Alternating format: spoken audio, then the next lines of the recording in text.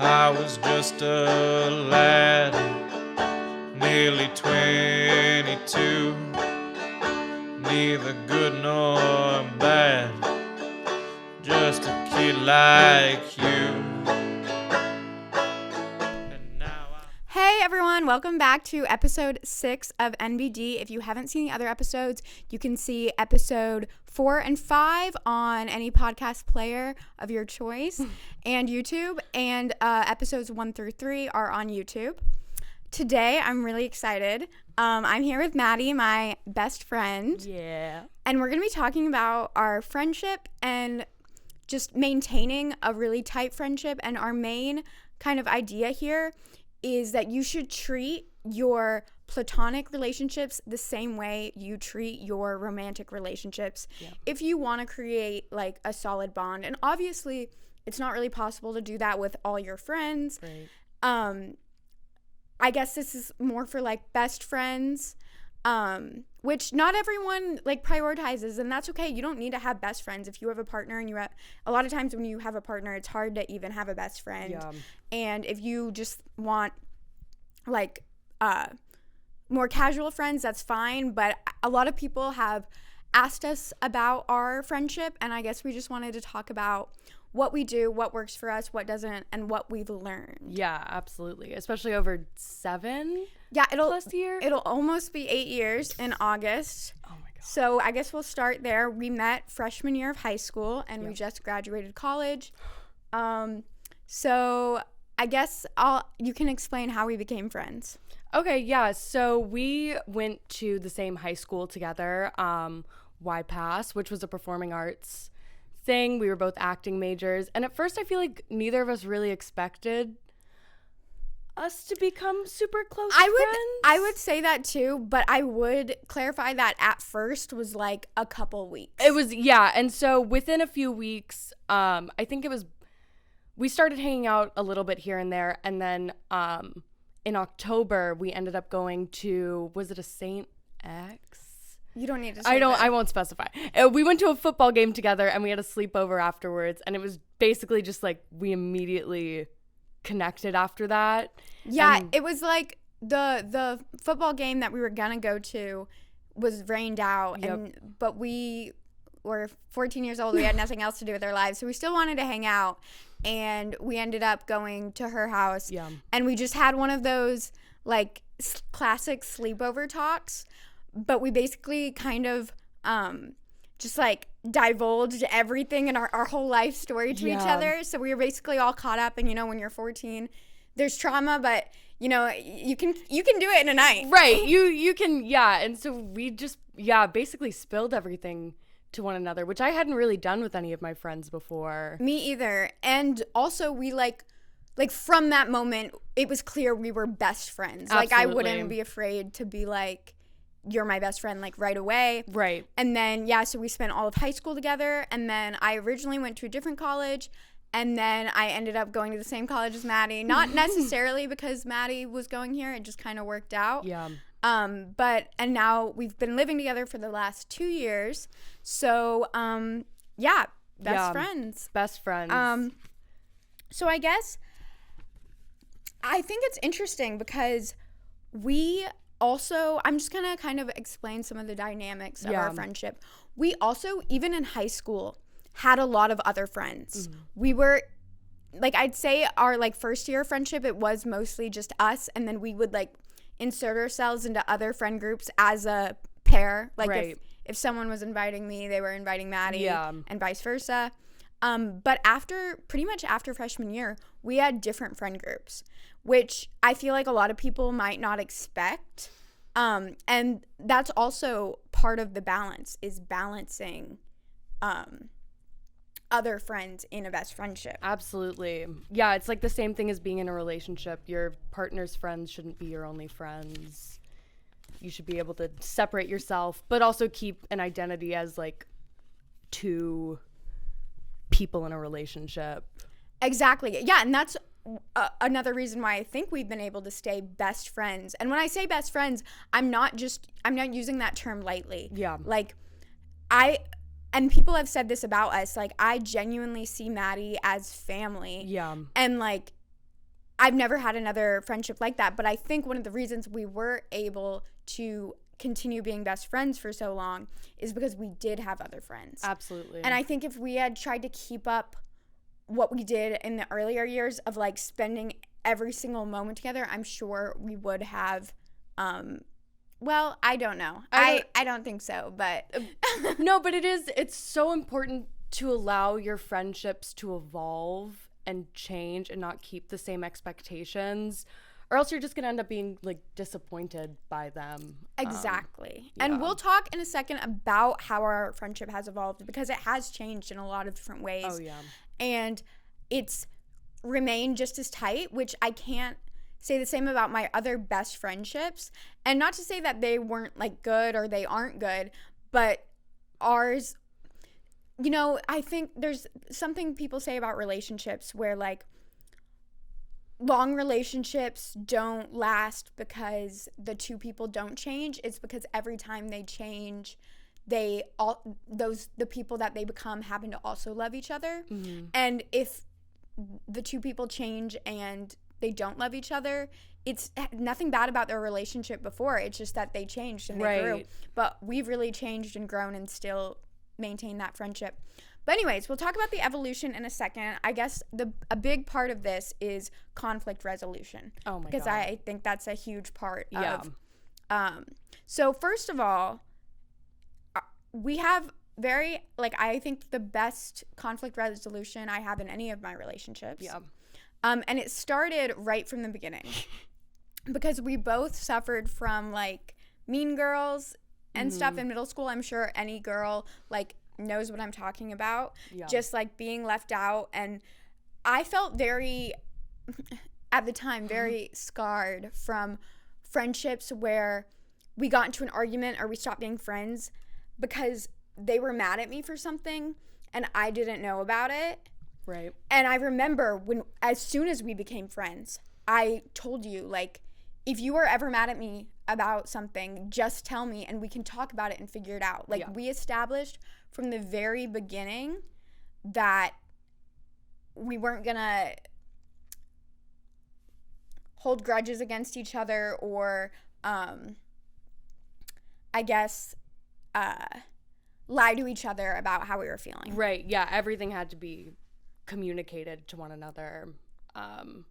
Which has been one of the best parts of our relationship and also one of the hardest parts, because when there is conflict, we do come at it like head on,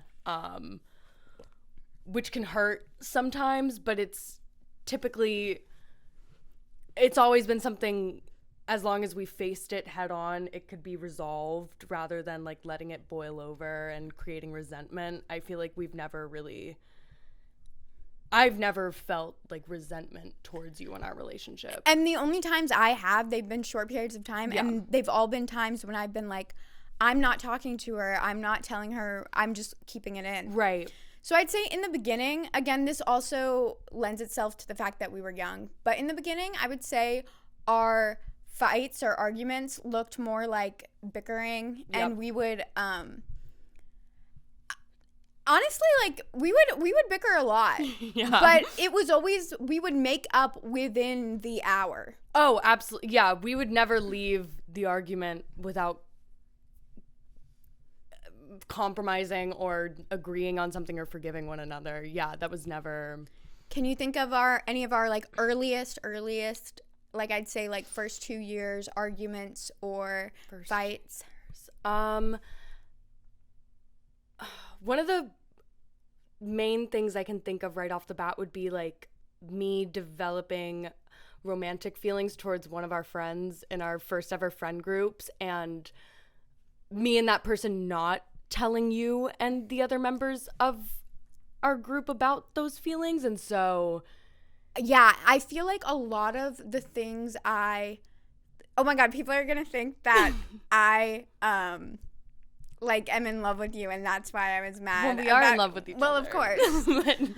But no, I just didn't want. I had this idea in my head because we were in a friend group. It was 2 female presenting and 2 male presenting, and everyone would always say things about like us dating, and I thought it was so special. I was like, no, we're just like platonic best friends. Right. It's not like that.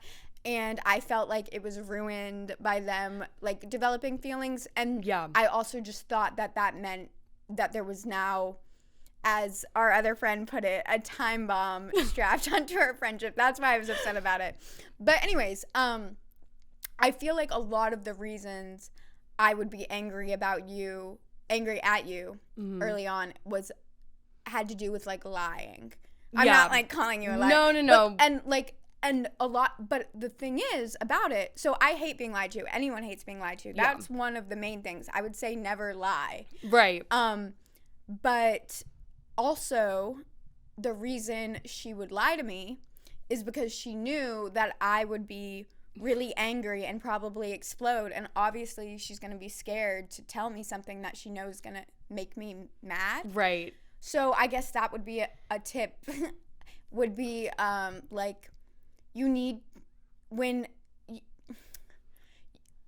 guess if you're gonna set that boundary where you guys tell each other when you're angry, you have to come to terms with that yourself. Like, and you have to respond to situations in a way that your partner or friend isn't afraid to approach you with things. Right. And you also have to come to terms with the fact that like it is inevitable to not make this person angry. Like, no one's perfect. Your friends don't expect you to be perfect. And holding off on telling someone something that you think might upset them or hurt them is only going to make it worse at the end of the day, even though that feels safer in the moment. Like, yeah, that's one of the biggest things I realized. Like, I just need to bite the bullet and like tell this person, because it's only going to be more painful. And something that my mom told me, I think when I was really young, is that every argument you have makes you stronger. And I think that's why, because we bickered a lot, I'd say like the first year, 2 years. Yeah. But then we stopped for a long time. And I think it's because we knew everything that annoyed each other about the other person. Yes. We knew how to handle things. And I guess there's also times, I do think it's important to tell people when you're upset. But it's also, you got to figure out what things you can let go. Yes. And I think when you're angry at someone, you should reflect first, like, why am I angry? And because sometimes it could have to do with you and not even the other person. Absolutely. And sometimes I feel like I get angry with Maddie and it's in the moment and I react with like anger, and then I go on my own and I realize why it was kind of uncalled for me to be angry, and then it's all cool. And I think because we've been friends for so long, Maddie also knows that, and she knows like if I'm making like a short comment, it's kind of like with a sibling. It's like, okay, like she's acting and it works when one person is kind of calm and the other person is having this experience. It's not going to work if you guys are both angry. And that happens sometimes. So it's nice when like one of us is level-headed and we can kind of be like, okay, they're just mad about this. I'm just going to let them be for a second. And the biggest thing, I'm not going to take that personally. Absolutely. Yeah, because I feel like with any relationship, vulnerability is a huge part of it. And so understanding that like this person has shown you the deepest parts of themselves, and you understand things that can like upset them or trigger them, or just like the stresses that they might be dealing with outside of you, always reacting with love and empathy and understanding that like even though this person might be upset in the moment, they truly care about you and you care about them. And like the main goal is just to be able to take care of one another, which I feel like a lot of people don't enter arguments or disagreements thinking about. But I feel like that's one of the biggest things that's helped in our relationship, just knowing like, oh, I've seen a pattern now. Like when this happens, you get stressed out and you might end up getting mad at me, but I just need to let you breathe for a little bit. I feel like it's really important when entering any type of relationship, whether it's romantic or platonic. You have to understand that not everything is about you. Yes. And I feel like that's kind of a thing. I will say it comes with maturity. So I wanted to talk to you about this earlier, but I read this thing that said that all children are born narcissists. And so basically what that means is that anything that happens is all about them. So like that's just like the idea like, oh, my dad is angry, I'm a piece of shit. Yeah. Like that's what that means. And so, and obviously that's maybe why we had problems with our friendships when we were younger, is like we just think it's all about, but anyway, so you have to understand that the way someone is reacting is probably not about you, but you need to think about it and address if it is about you, like what can I do to fix it? Absolutely. And I mean, there's just that, I guess it's like thinking before you speak. I think we're both pretty good, maybe not right away, but at some point of like being like, oh my God, like there's tension between us. Let me think real quick about why I'm angry or why she's angry or what I did possibly. But never, we have a rule where it's like, if you don't tell me that there's something wrong, I'm not going to think there's something wrong. Then there's nothing wrong. Yeah, absolutely. And with that, I also think that even though I feel like we're really good at not brushing things off or like leaving an argument unsolved, I've also learned through our relationship that like sometimes the best thing to do in the heat of the moment is to walk away. Exactly. And I think in the beginning, I felt really uncomfortable with that. I hated that. I wanted to solve everything right then and there. And I think if your relationship is secure, and I think once I got more mature and also once our relationship was even more secure, like that's really easy to do. It's okay. It's easy to step away from an argument when you know that that person is going to be there no matter what. Yes. I think for a long time I was just afraid, like deep down, subconsciously, just like, if we don't address this right now, like I'm going to sit with anxiety thinking our friendship is over. And that's a big key thing. And that's something I want to identify too, is I think there are toxic people in friendships when if one argument could mean the end of your friendship, that either you want to like sit down and talk to that person and like figure that out, because it obviously has to do with some deep-seated things that they have to deal with, and if they're able to deal with that with you, then of course you can work on that. But it's just not going to work if you have to fear for your friendship anytime there's a disagreement, because there should be disagreements. And you're, like you said, you're never going to agree on everything. I think I remember one time, or this would happen multiple times, because both of us didn't want to leave any argument unsolved. There was a time when we got so angry with each other that we were just both sitting waiting for the other person to say something, that we fell asleep and took like a 4-hour nap. And then I think by the time we woke up, we were like, maybe we should just talk. And we would do that a lot because we did not want to be separated, and we would just like, we would sit in silence if we had to. Yes, just hours in Sydney's bedroom of us just ignoring one another.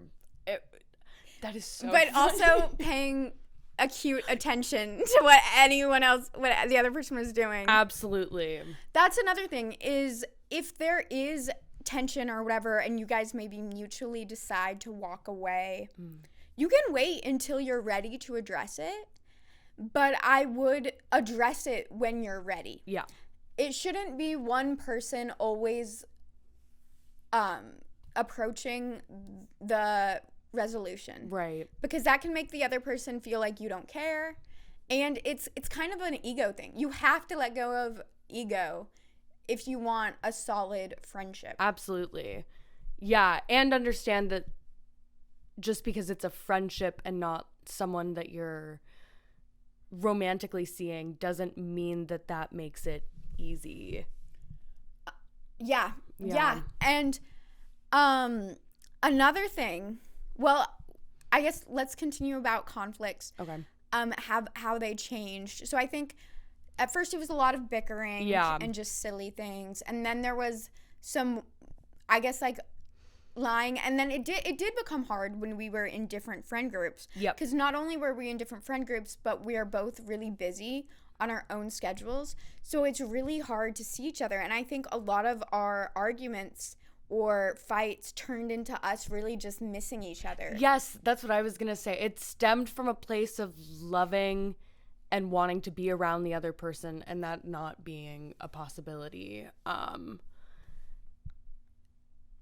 But it was difficult at the time in high school just because like cliques were such a big thing where it was like it didn't look like there was a resolution for a while. Yeah. Yeah. Because it's like you don't even have time to have the resolution. Right. And then I think now that we're older, well, we don't even really have fights or arguments about this, but we do live together. Yeah. Which added a whole other level of struggle. Yes. But it came at a good time because, like I said, we like know each other and know what annoys each other. And you can check out the last episode for some more on like roommates and stuff.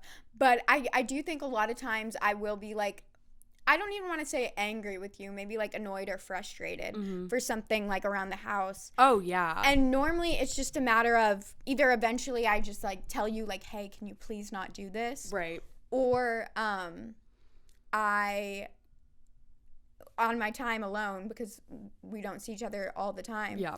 I'm like, well, this and this and this. And I can like justify it and understand why she's doing it, and it's not really. But that I would definitely say that's more of a roommate thing and less of a best friend thing. Yeah, I feel like when we're in conflict now, it's a lot more situational than it is like based on our relationship, where like something just happened to one of us earlier in the day and we're stressed out now, and like the other person's like wants to like kiki. Yes. And then or like we just have very different ways of living. I'm comfortable in disorganization and like a little bit of more than a little bit of like clutter.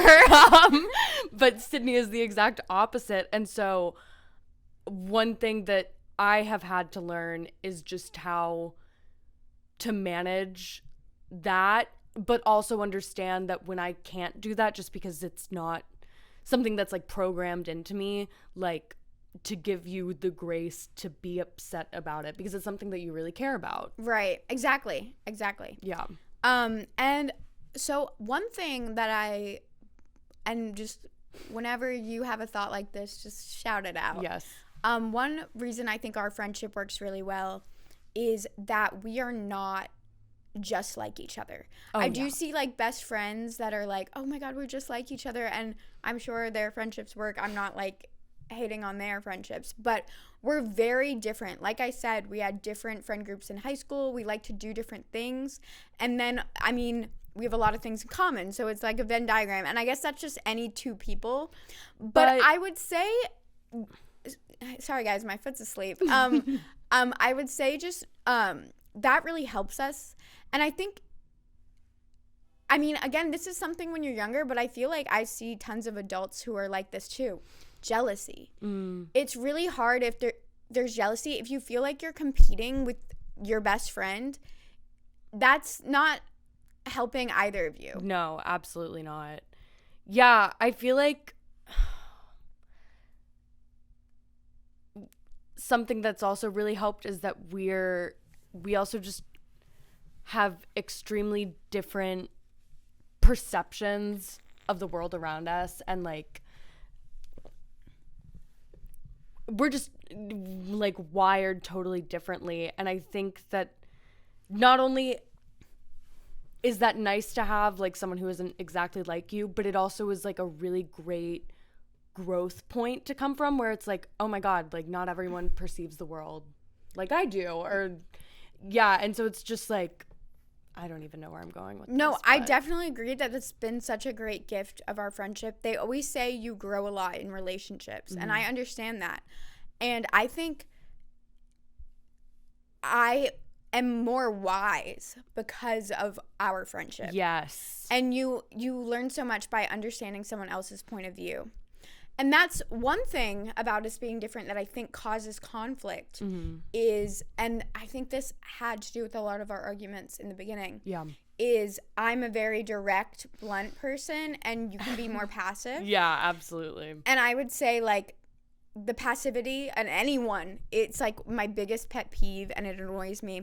And I used to get really mad about like little things, little comments, and I would be like, just like tell me straight. And then also I'm really direct, and sometimes that can, I'm sure, I mean, I've been told everything, like it can come off as rude or mean or like lacking empathy. And I guess, do you have any thoughts on how we've dealt with that? Yeah, absolutely. I would say at the very beginning of our relationship, one of the other biggest conflicts we had was me being like quote unquote fake. Just because, and like, I'm not disagreeing to a certain extent, but I was also raised by like a mom who's a total people pleaser. Like, I'm supposed to be nice to everyone, even if I don't like them. Everyone should be my friend. And so like we would get into arguments a lot of the time where we would both dislike a person, but when I was interacting with them, I would treat them like a friend or something. And that just didn't make sense to you, which is completely understandable. But I remember hearing for the first few times like that I'm fake and just not being able to like process or understand that. Yeah. And I think that also comes with our young age at the time. Yeah. Because I also would not use the word fake to describe the behavior that you're talking about. Right. Now. Yeah. But yeah, I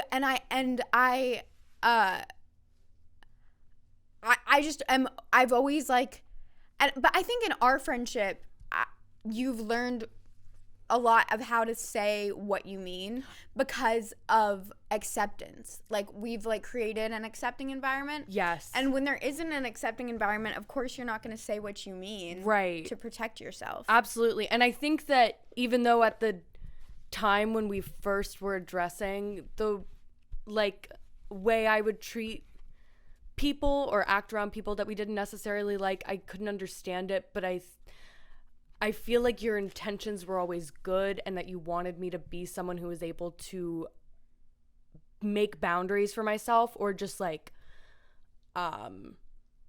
be there for myself and not feel the need to like bend over backwards for other people. And so I think that's been a really big growth point for me with being friends with you, where I still haven't fully let go of it, but I'm continuing to learn to let go of the need to make everyone happy or to make everyone feel like I want to be their friend if I don't want to do that. Well, I'm glad you see it that way, and I agree that I had good intentions. Yeah.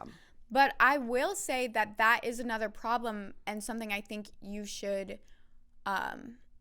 think about in your relationships, friendship or otherwise. I think that came from a big need for control. And I'm a very controlling person, so it makes sense. And I do feel like that was unnecessary. Like, I was trying to control the person you were coming. I was kind of like trying to control your growing up and your maturity, and that's not my place at all. Right. And I think it was like I wanted, it's not your job to make your friend a better person. Yeah. You probably will if you guys have a nice friendship and if you're honest with them about things they do that aren't helpful and you show them your perspective, but it's really not your job to make your friend a better person.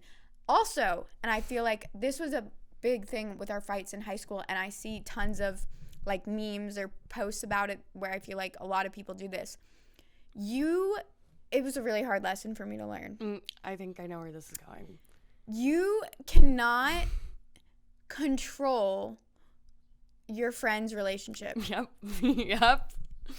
Obviously, if they're in an abusive relationship, you should do everything you can to help them, but you can't force them to break up with them. You can't, like, tell them how, like, you can give advice, but at the end of the day, like, especially, and I want to put abusive relationships aside for a second here. Just a bad relationship, the guy sucks. Yeah. You know, I'm sure there's like microcosms of. I don't know the definition of that word, but I'm sure there's like little things that kind of allude to abuse. But I'm not talking about like you guys know what I'm talking about. Yeah. When you are attracted, and you've experienced this too, you know it. I'm talking to you. Yes. You know, not because she not already you. knows that I've. Yeah. When you're in a relationship with someone like that, you can't see everything, and you are so attached to that person that you need that time to see and for yourself what the matter is and to accept the breakup. Because if you break up with them or your friend breaks up with their partner because you're like forcing them to, they're gonna get back together because they didn't make that decision. Like, it sucks, especially when you see your friend in like a terrible relationship. Yeah. But you can't, and you can't control it. And not more importantly, but also you can't offer judgment on the behalf of your friend. Yes, I was just gonna say, I think one of the biggest indicators that Sydney was going to be like a long time, like a lifelong best friend of mine, would be the last time I broke up with one of my high school boyfriends. My closest group of friends that I was with at the time completely shunned me and ignored me when I got back together with him because they were upset with me, and I don't blame them for that now. But like, if anyone should have been the most hurt or upset by it, it should have been Sydney, because she had been with me the entire time I was with that person, and like kind of like hearing about everything. And he did me dirty too. He did her dirty too. Yeah, he was bad news. And I called Sydney like the day it happened and talked to you just about how like my friend group has completely shut me out, and she totally just like had so much compassion and empathy and forgiveness for me when she should have been the most hurt out of all of them. And I think that's another big thing is forgiveness. Yeah. And if you love your friend and you want them to stay in your life, you're going to have to forgive them because, like Maddie said earlier, they're gonna make mistakes. Oh, yeah. And I think it is always probably when I am the most angry or the most upset. Like, I'm at my strongest point where I'm like, I kind of just like decompress and I'm just like, I forgive them immediately. Yeah. And it can be really hard and it sucks. And I think the important thing about forgiveness is that you have to make sure that your friend handles the forgiveness with humility. And so I'm just saying, so it's not a people pleasing, like, I'm not saying like if your friend does you dirty in any way, you should always forgive them. Right. There has to be accountability. And I'm a big proponent of long conversations and figuring it out. But something for me, and this is why I feel like our friendship we've never had like breaks or times when we weren't friends. No. It's been straight through. Like I said, we fixed our arguments quickly, or we just always knew we were going to be friends again. But how did I start that sentence? We were talking about accountability and stuff like that. Oh yeah. My most important thing is, as long as I know that my friend loves me in the same way that I love them, I am willing to work on anything. Yes. And it takes a lot of strength, but it's what pays the bills. Yeah, no, serious. Something I was thinking about earlier today when I was just thinking about how we were going to record this was like, I think one of the most beautiful and magical aspects of platonic soulmates is that no matter, like, unlike romantic relationships, this might not be for all people, not everyone might relate to this, but like there's no need for physical intimacy to prove or to validate how special your relationship is.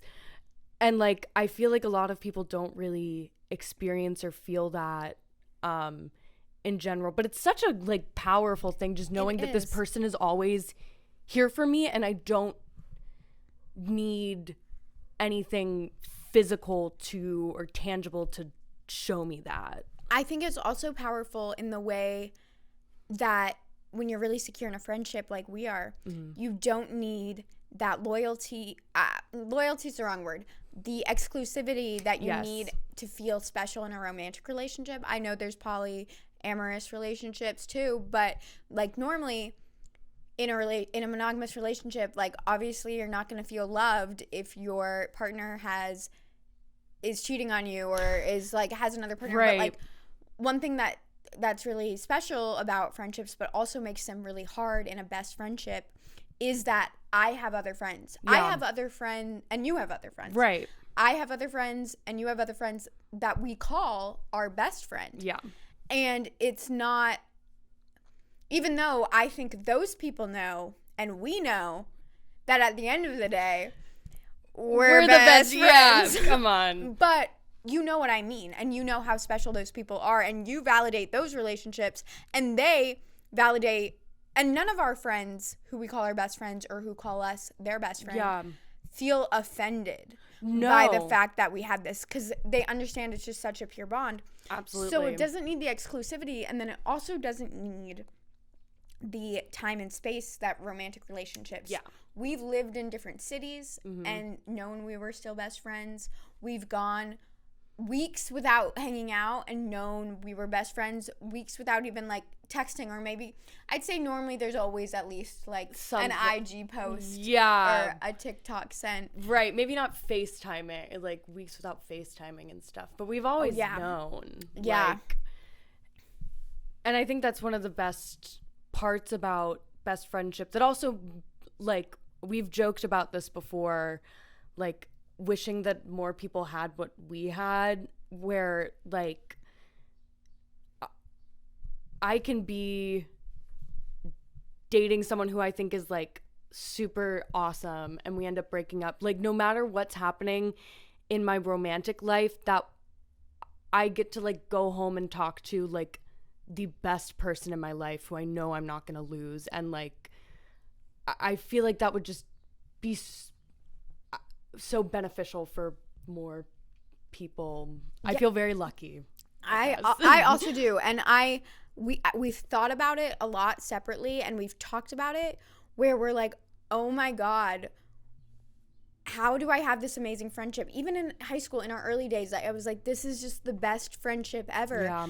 And other people have told us that we even in high school, when we had only been friends a couple years, people would like come up to me and ask me like, do you guys ever have fights?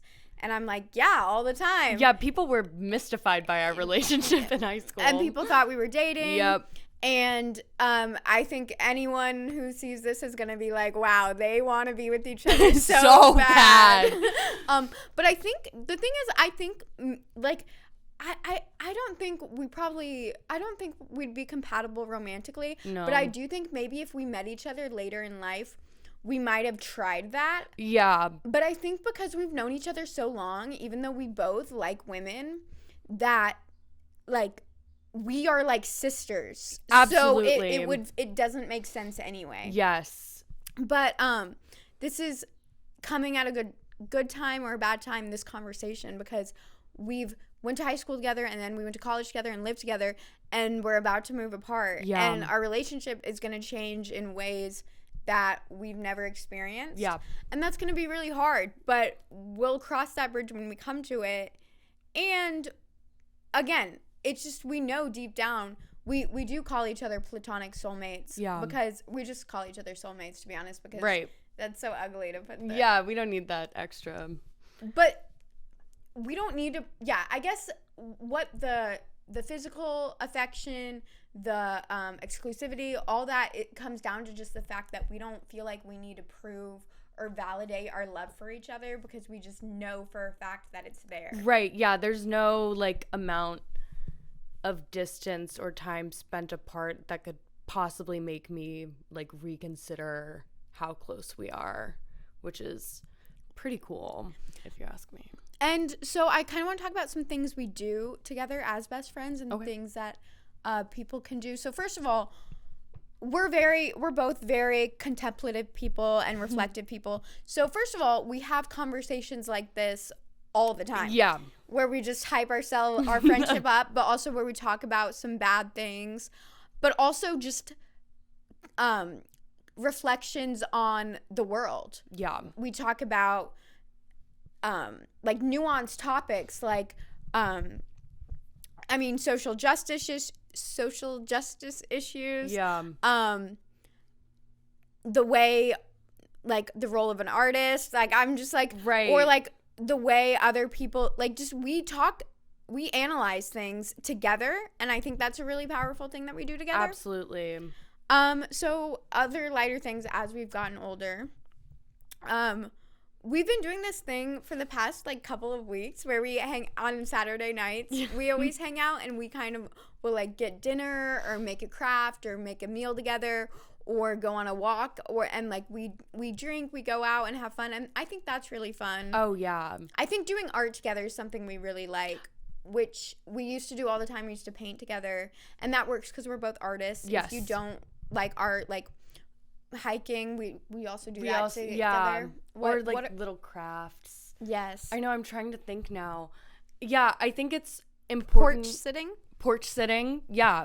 I think it's important to consider what both of you enjoy, even if it's not like the same thing. Like Sydney can cook. I am not so much a cook. But we find ways to balance that out where like I'll help her prepare a meal together, or we'll go to a grocery store together.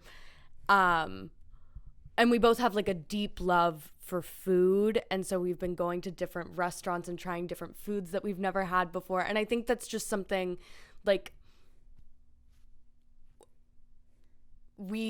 it feels like after a certain amount of time, you know everything there is to know about one another. But I was gonna grab it. I'm just gonna let it happen. It's fine. But finding and discovering new things with someone that you've known for so long is such a cool experience. It is, and that's the other thing we used to do in high school all the time, and we've done it recently too. We used to go on just long walks. We'd walk down a street for like a mile and walk back. It could be in the city. There could be businesses. We might check them out. It could be in a cemetery, a park, anywhere. And we just have the best conversations. Yeah. And I think that's one of the other reasons I don't think we're both like this apart, but maybe it's because we've been hanging out with each other for so long. Mm-hmm. But one thing that I think is really powerful whenever we hang out, powerful is probably the wrong word, but like it works really well, is that whenever we're together, we can just go with the flow. Yes. Because we know we're going to be on the same page. If we're doing multiple things, we're on the same page. If we decide like, oh, I don't want to do that, I don't feel like doing that, oh, let's do that instead. Like, we are very adaptable when we're together, and it just makes it so much fun.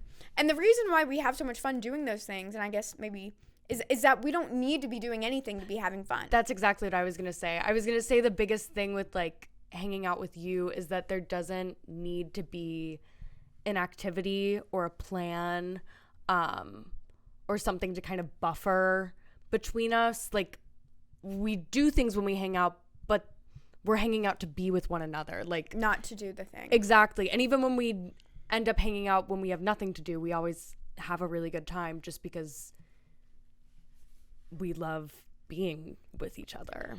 And another nice thing that I feel like is harder as you get into adult relationships, because it's harder to have best friends, is, and they always say, like, the people that you can sit in silence with are the people you're closest to. And the really nice thing about whenever I hang out with Maddie is I don't feel an obligation to think of things to say, to be any sort of way, to be like happy or or keep the conversation going or be funny. Like, we can just not talk if we want. Yeah. And it's just as nice. We can, like, sit and do our own thing, and just each other's company is nice. Yeah. And one more thing I wanted to talk about before we, I want to talk about our favorite memories together. Oh my gosh.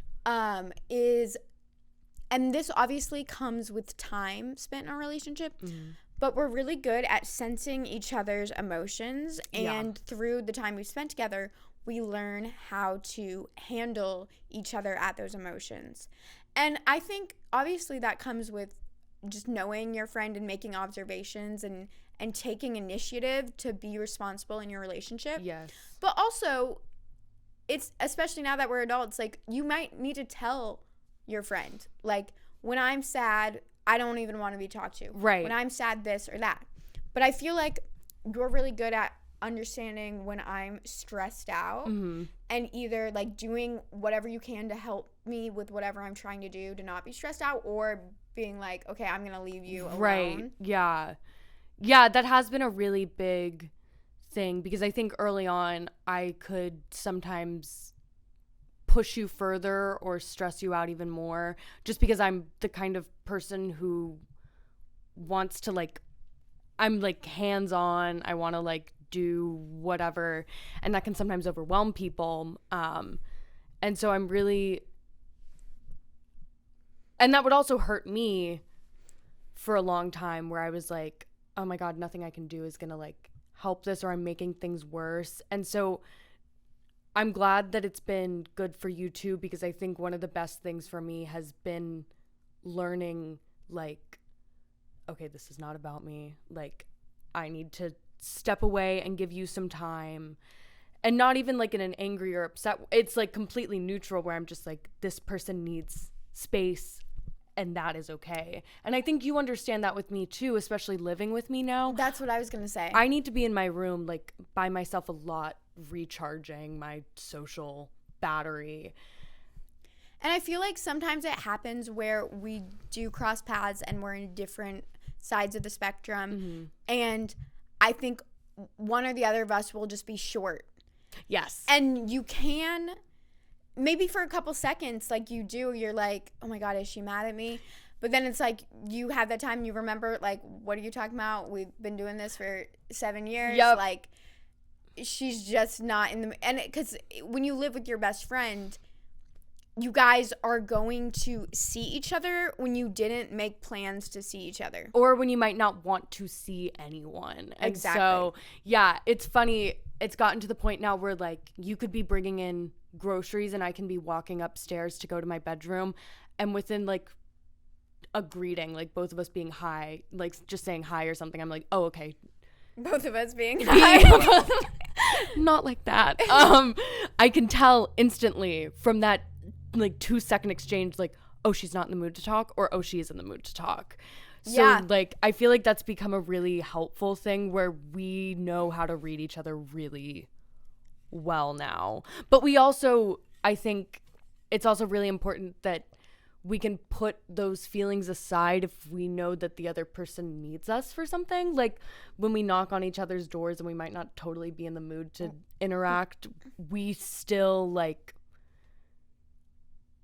give that person the time and the, like, attention that they may need.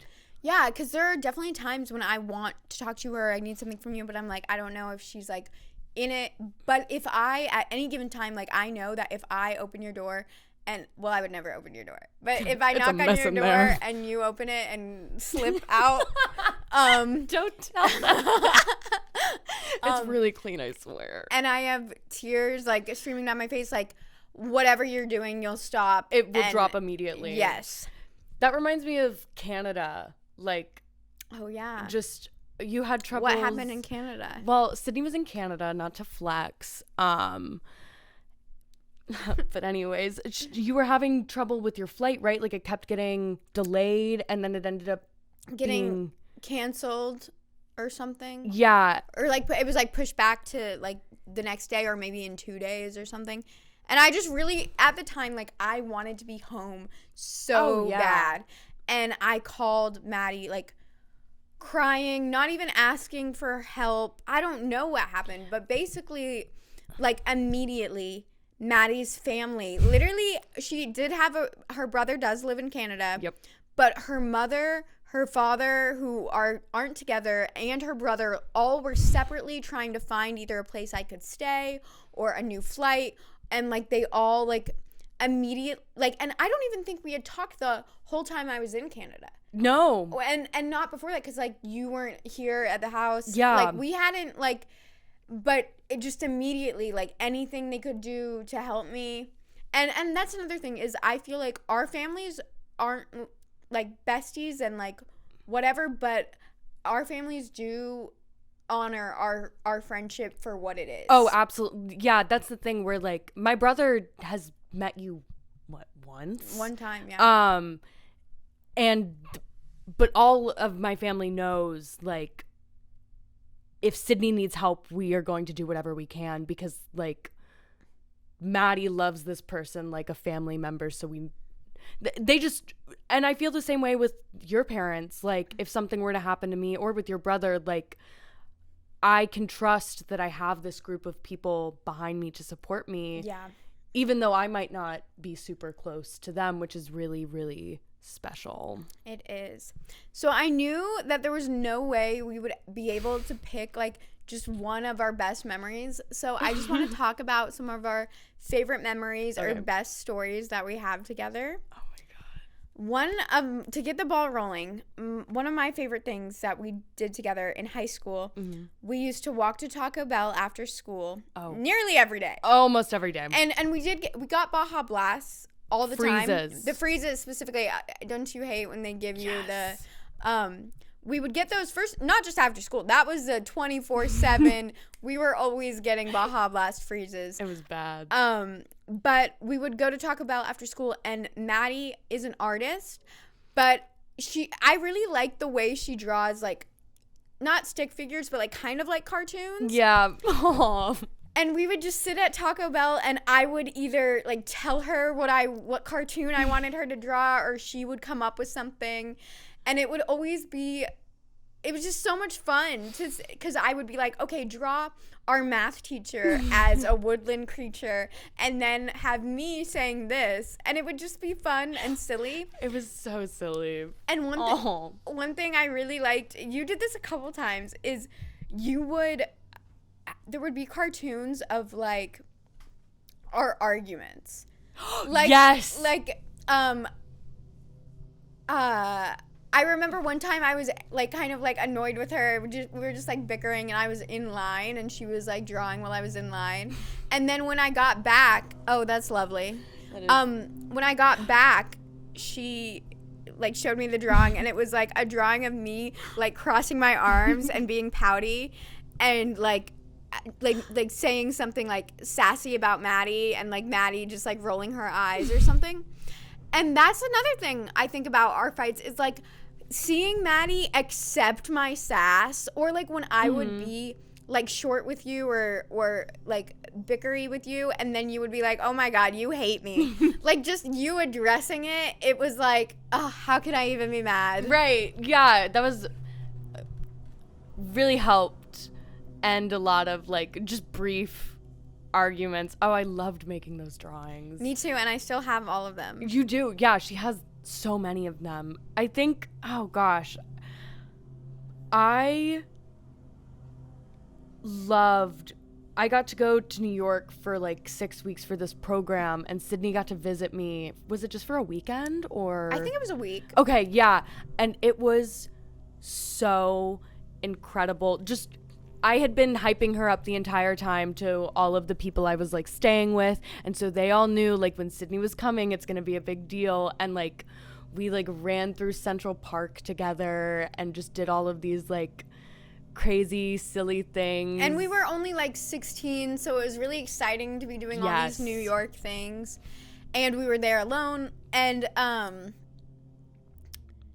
that's also one thing that's really nice about the fact that we've had all these different friend groups apart from each other, is all of our friend groups, we like separately will be like telling them, oh, my best friend Maddie, my best friend Sydney, and we hype each other up, and then we're like, you have to meet them. And then usually if they've been good friends, they understand the assignment, and like they're like, I understand like that you're awesome. Absolutely. Because Sydney/Maddie is awesome, and that's really fun. It's nice because when I like step into a friend group that of yours, I feel really loved, and I see all that you love about me. Yeah. And then it's also nice like when you come into mine, because I get to like show you off. And, yes. And everyone sees how special our friendship is. Yeah, absolutely. I really like all of the times we've traveled together. We've been very fortunate to be able to travel together a lot. I really liked, we went to Puerto Rico for spring break, and we went with Maddie's dad and sister. And so her sister was younger at the time, and so her dad and sister were doing things together like all the time. He did not care about what we were up to. And we were like 15, and he would just he even got us like, it wasn't our own room, but it was like connected to there. It was basically our own hotel room. And he just left with your sister and left some money on the table, and everything is so cheap in Puerto Rico. Oh, yeah. And then we would just go out in Puerto Rico and do whatever. Yes, into the city. We went to dinner. We would like have, and we were 15, but in Puerto Rico the drinking age is 18, and they're not checking. And we weren't even trying to be like mischievous. No. Like, they would just be like, do you want a glass of wine? And we'd be like, what the hell was that accent? and we would be like, yeah. But then we'd always feel so guilty. Yeah, we did. And we just had the best time. Yes. Just in the streets of Puerto Rico, petting the stray cats. Oh my gosh. Another thing, there's this place in Louisville called Big Rock, where there's like a little creek. There's a big rock. That's what it is. Yeah, it's literally a big rock. And so there's Jack Harlow mentions it in one of his songs. Yeah. We met his brother, so. And him. Or have you met him? Mm-mm. Oh. Well, too bad. But there's one time it rained super hard the day before, and it was during the summer, and we were like, oh my God, let's take your dad's rafts and like try and float down the creek. And it totally didn't work, but it was so much fun. Oh my God, I completely forgot about that. I love that memory. That was such a good time. No, and we totally could have popped one of those things. It is a super shallow creek. Like, you can stand in it. And we were trying to like float in them. And we kept pushing. We did. That was a really good time. This is a really old memory that I remember. It's not even a good story at all. But it was when I lived near Big Rock, and it was after school, and we rode our bikes. Like, you rode your bike from your house, and I rode my bike from my house to Cherokee, and we met in the middle and rode bikes together. Oh, I miss riding bikes. I really wish that we had bikes, because I think we would be on those motherfuckers all the time. Except for that it's so hilly that we would die. That's so true. Getting back up here would be hell. What are some of our worst memories together? Oh gosh.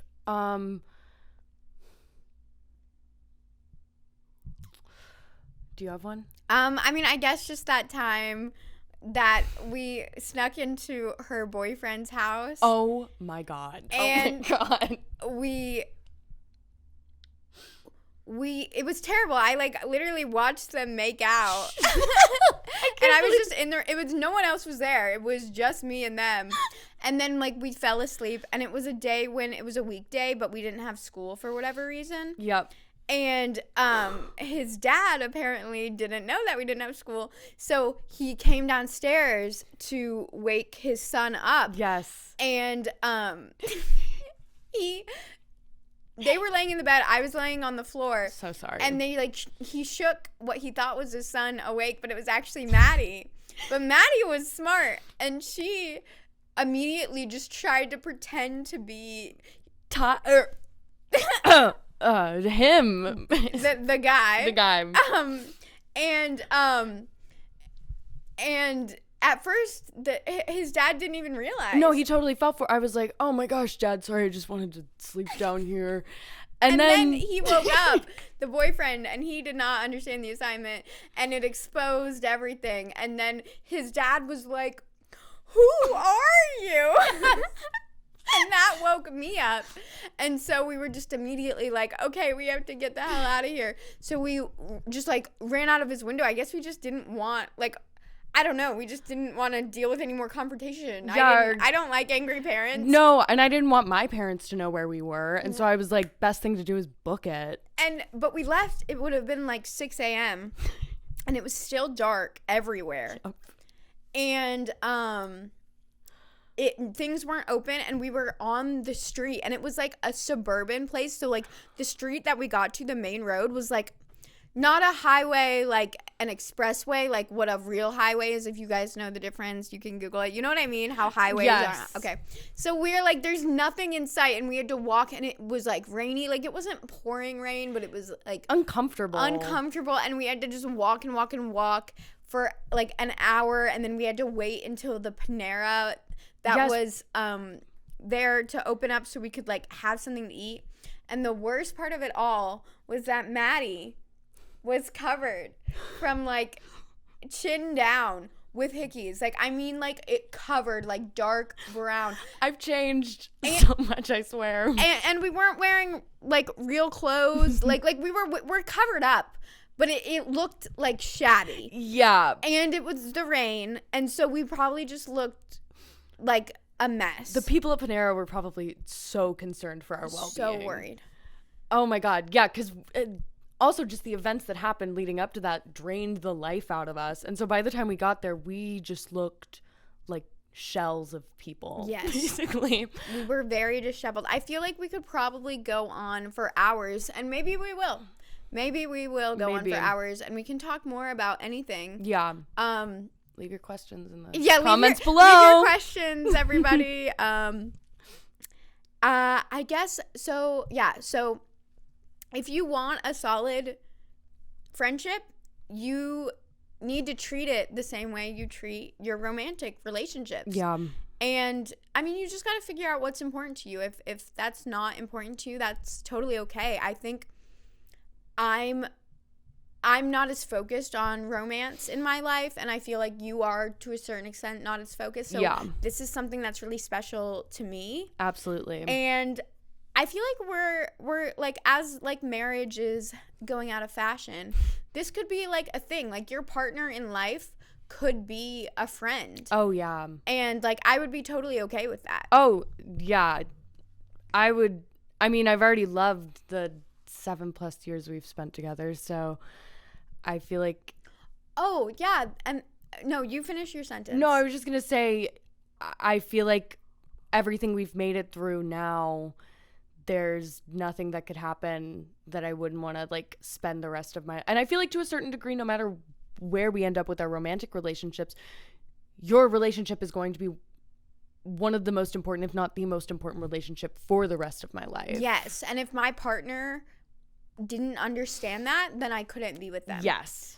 But one last thought to end on is that I remember growing up, I used to never understand how people could decide to get married. Like, how could you know that you would want to spend the rest of your life with this one person? And I remember thinking, like, probably like 1 or 2 years into our friendship, like, being best friends with Maddie makes me understand how people can do that. And like, if you could only have one friend or one best friend, like I would, like, and that's how life worked. Yeah. I would be able to confidently say, and I'm a very indecisive person, especially when it comes to forever. Oh yeah. So yeah.